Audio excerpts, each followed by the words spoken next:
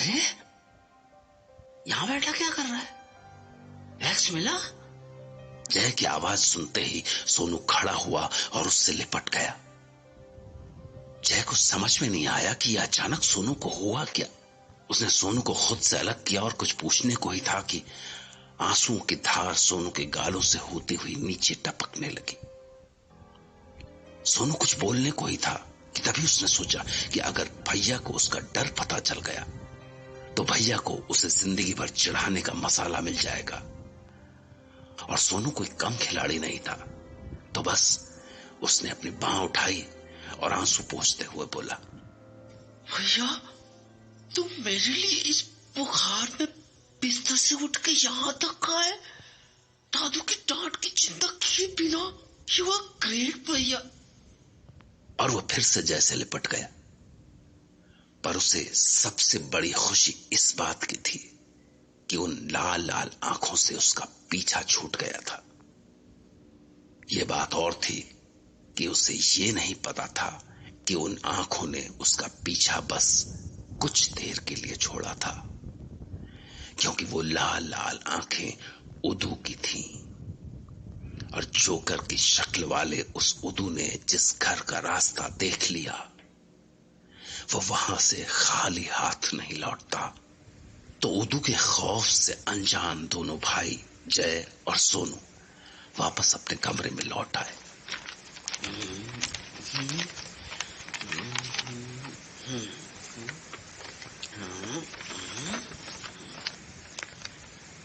तो ये बन गई तेरी पोट।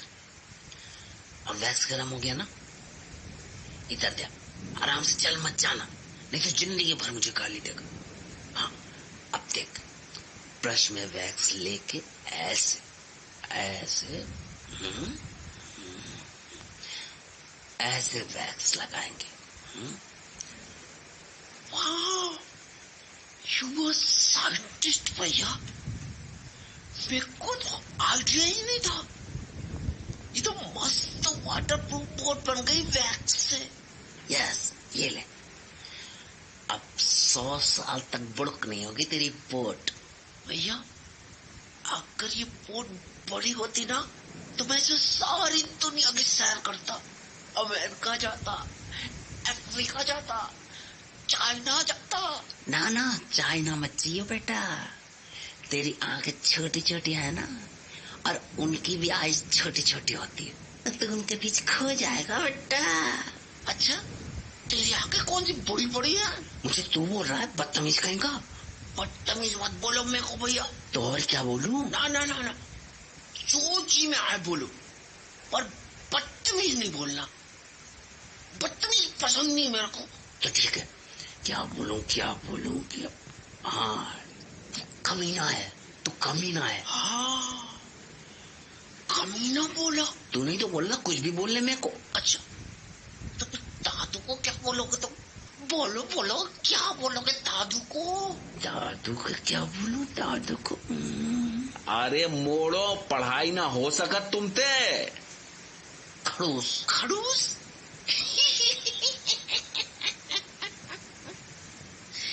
क्या चिपकू नाम रखा है भैया, खड़ूस खड़ूस खड़ूस। मेरे दादू है खड़ूस, मेरे दादू है खड़ूस। दादू कहते थे कि बचपन में एक एक्सीडेंट में जय की आवाज चली गई थी। कितने डॉक्टर्स दिखाए पर कुछ नहीं हुआ। लेकिन एक दिन इस घर में एक साथ 2 चमत्कार हुए। पहला चमत्कार हुआ जब सोनू पैदा हुआ। फिर जैसे ही जय नन्हे से सोनू के पास पहुंचा, सोनू ने लपक कर जय का हाथ पकड़ लिया। और तभी अचानक दूसरा चमत्कार हुआ जब एक्सीडेंट के बाद से गूंगे हो चुके जय ने महीनों बाद पहला शब्द बोला था, सोनू। और बस तब से सोनू सोनू हो गया। उसी दिन से जय की जान बसती है सोनू। वो बहुत हकलाता था, पर सोनू से बातें करते हुए उसका हकलाना लगभग गायब सा हो जाता था। तो अब सोनू की 100 साल तक न बुड़क होने वाली बोट बनकर तैयार हो चुकी थी। जा खेल के अपनी बोट से। सुन, रेनकोट पहन ले, भीग जाएगा तो तुझे भी बुखार आ जाएगा, और फिर दोनों लेटे लेटे डांट खाते रहेंगे दादू की। खड़ूस की डांट। चलो चलो मैं जाता हूँ। सोनू भी जय की बात कभी नहीं टालता था, तो उसने रेनकोट पहना और निकल पड़ा बाहर खेलने। ये चली मेरी बोट, चल चल, आते चल बोट, आते आते। इतनी जोर की बारिश हो रही थी कि रोड नदी बन गई। इतने तेज बहते पानी की धार में नाव ऐसी रफ्तार से बही चली जा रही थी कि सोनू को उसके पीछे भागना पड़ रहा था। अब मेरी बोट भाग, आते भाग, चिंता मत कर, भैया के वैक्स के कमाल से तो कभी बुड़क नहीं होगी। 100 साल तक चलेगी, तो पूरे 7 साल तक है। जब आगे रोड मुड़ी तो बोट ने भी एक ओर झुककर मोड़ काटा और लहराते हुए आगे बढ़ निकली। पर जैसे ही अगला मोड़ आया, बोट जाने कैसे दूसरी ओर मुड़ गई, एक नाली की ओर। रुक रुक रुक रुक, रुक जा यार। वो चिल्लाता रहा और उसकी बोट रोड के एक साइड में बने नाले में घुसकर गायब हो गई। सोनू परेशान होकर नीचे झुका और नाले के अंदर झांकने लगा। कितनी प्यारी बोट थी, भैया ने दी थी इतने प्यार से। सोनू का खिला हुआ मुंह एक ही पल में लटक गया, आंखों में आंसू आ गए। पर अब क्या हो सकता था। वो उठकर जाने को हुआ, पर तभी नाले के अंदर से अचानक एक हाथ बाहर आया, सूखा हड्डियों का ढांचा सा। और फिर धीरे धीरे उदू का चेहरा पानी से बाहर आया, जोकर की शक्ल में। हजारों झुर्रियों से भरा खौफनाक चेहरा, पर उसके चेहरे पर एक अजीब सी मुस्कान थी। ए Sonu, see, that's your boat. Sit. तुम्हारी बोट है ना ये? हाँ, तुम्हारी बोट है ना ये? हाँ, ये तो मेरी बोट है। पर तुम्हें कैसे मिली? मैं भी तुम्हारी तरह एक बोट से खेल रहा था, और वो भी अंदर चली गई। बस मैं कूद पड़ा उस बोट के पीछे, और मुझे वहां क्या मिला जानते हो? तुम्हारी बोट।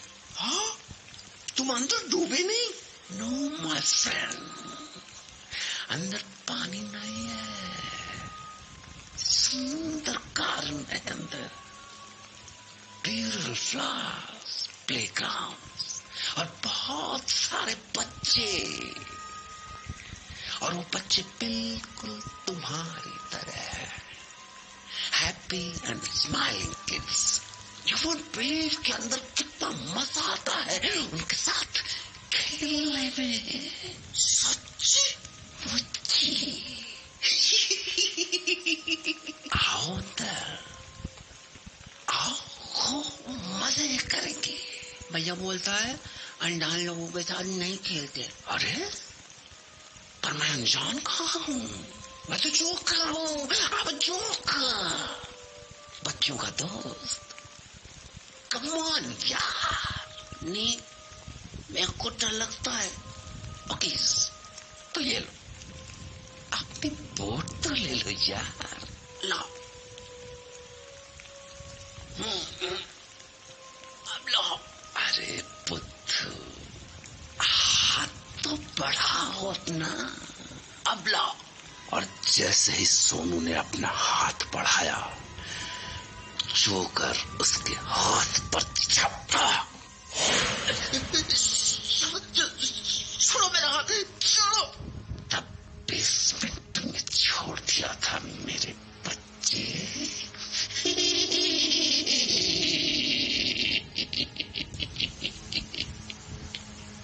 पर अब नहीं छोड़ूंगा, चिंता मत कर, तुझे, बस तेरा हाथ चबाऊंगा।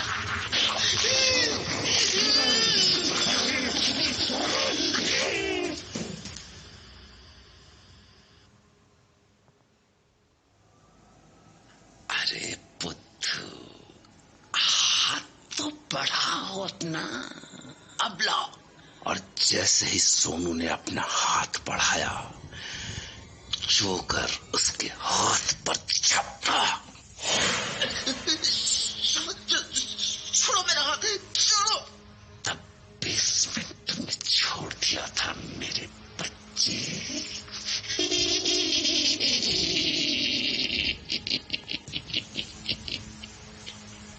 पर अब नहीं छोड़ूंगा।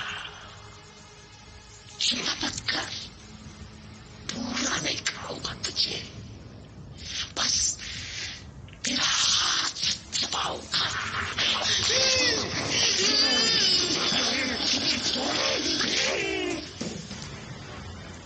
जोकर के तीखे दांत सोनू के हाथ को कैंडी की तरह चबा रहे थे। सोनू पानी भरी सड़क पर पड़ा छटपटा रहा था, चीख चिल्ला रहा था, पर उसकी बदकिस्मती थी कि ऐसी जोर की बारिश में उसकी चीखें दूर तक नहीं जा पा रही थी। फिर भी जाने कैसे वो चीखें दादू को सुनाई पड़ गई, और जब उन्होंने खड़े होकर खिड़की से झांका तो उन्हें बहुत दूर कोई बच्चा छटपटाता सा दिखा।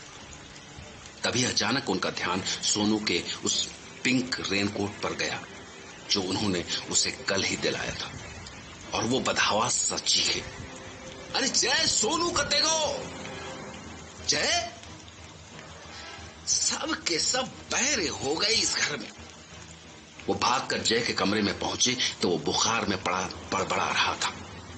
घर में कोई नहीं था जो जाकर देख सकता कि क्या जो उन्हें दूर से चीखता चिल्लाता दिखा वो उनका सोनू ही था या कोई और। घबराहट में उनका गठिए का दर्द जाने कहां चला गया और वो नंगे पांव भागते हुए निकल गए। इसके बाद जब वो हांफते हुए वहां पहुंचे जहां उन्हें सोनू दिखा था, तो वहां कुछ नहीं था, बस ऊपर हवा में तैरता एक लाल गुब्बारा, और नीचे सोनू की पेपर बोट खून से लाल हुए पानी की भंवर में गोल गोल घूम रही थी। हाँ? हाँ? खून? हे राम, पर वो कटेगा हमारा मोड़ा, हमारा सोनू। अभी तो यही है, तो खिड़की से साफ देखो आ, तो हमने उसको चिल्लाते भाई, कहा गाओ हमारा सोनू, अरे सोनू, सोनू रे। हे भगवान, जमीन खा गई बाको, आसमान निकल को, कहा चलो गाओ हमारा सोनू। बूढ़े दादू उस बरसते पानी में हांफते कांपते यहां वहां आवाजें देते सब जगह देखा है, पर जब कहीं से कोई जवाब नहीं आया तो उसकी पेपर बोट उठाकर चुपचाप वापस घर लौट आए। और जैसे ही वो अंदर आए, बुखार में लेटे जय की नजर उन पर पड़ी। वो बहुत घबराए हुए दिख रहे थे। सोनू पास नहीं था तो जय का हकलाना फिर से लौट आया, शायद हमेशा के लिए। दादू, दादू, सोनू को आवाज दे दो। मैंने बोट बना के दी थी उसको, पक्का कहीं खो दी होगी उसने। जवाब में दादू से कुछ बोलते नहीं बना। वो चुपचाप जय के बिस्तर की ओर बढ़े और बोट उसके सामने रख दी। बोट? क्या हुआ? सोनू लौट आया? कहाँ है वो?